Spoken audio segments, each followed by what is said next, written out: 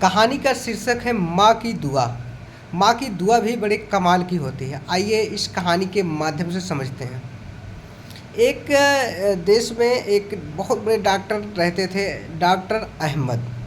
एक दिन उनको अचानक से विदेश में एक मीटिंग में जाना हुआ। वो मीटिंग उनके लिए बहुत इम्पोर्टेंट थी, बहुत ही महत्वपूर्ण मीटिंग थी, वहाँ उनको जाना था। तब डॉक्टर अहमद ने अपना फ़्लाइट टिकट कराया और फ़्लाइट पर सवार हुए। उसके बाद उन्होंने टेक ऑफ किया, फ़्लाइट उड़ी और वो उस देश में पहुंची। लेकिन जहां पर उनकी मीटिंग थी उस शहर में ना पहुंच करके उसके कुछ समय पहले ही फ़्लाइट ने वहां पर तेज़ी से तूफ़ान आ गया। तेज़ी होने के कारण पायलट ने वहीं पर एक दूसरे शहर में इमरजेंसी लैंडिंग कर दी, जहाँ से उनको काफ़ी दूर अभी जाना था। तब डॉक्टर अहमद ने वहाँ पर जाके बोला कि हमें बहुत इमरजेंसी मीटिंग में जाना है, बहुत ज़रूरी है हमारा वहाँ पहुँचना।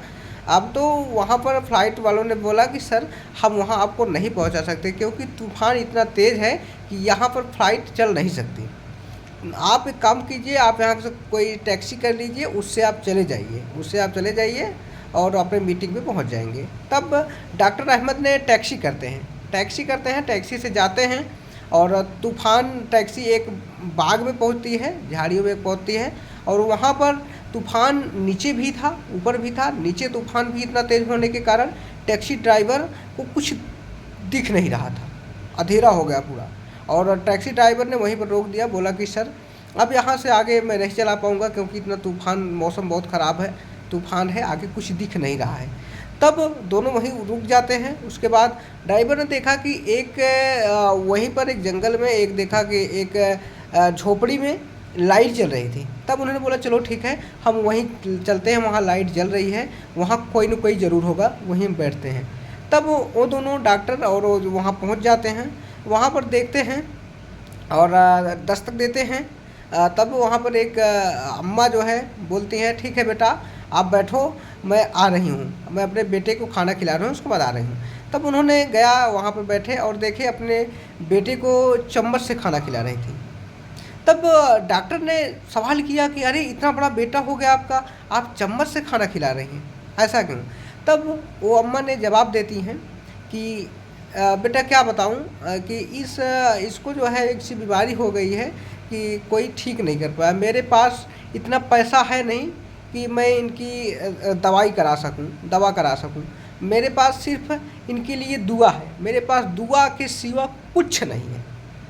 इसीलिए मैं इनका दवा नहीं करा पाई। यहाँ पर मैं अपने देश में तमाम डॉक्टरों को देखा, कोई नहीं मतलब करा पाई दवा। और फिर उन्होंने, डॉक्टर ने पूछा कि क्या इसका इलाज है? बोली हाँ इसका इलाज है, लेकिन इसके लिए हमें विदेश जाना पड़ेगा। विदेश में एक डॉक्टर, बहुत बड़े डॉक्टर हैं, डॉक्टर अहमद, इसका इलाज वही कर पाएंगे। डॉक्टरों ने बताया कि इसके लिए विदेश जाना होगा, विदेश में एक डॉक्टर बहुत बड़े हैं, डॉक्टर अहमद, वही इसका इलाज कर सकते हैं। अब डॉक्टर अहमद तो सुनकर उनका कलेजा थर्रा गया। अब डॉक्टर अहमद तो वही थे।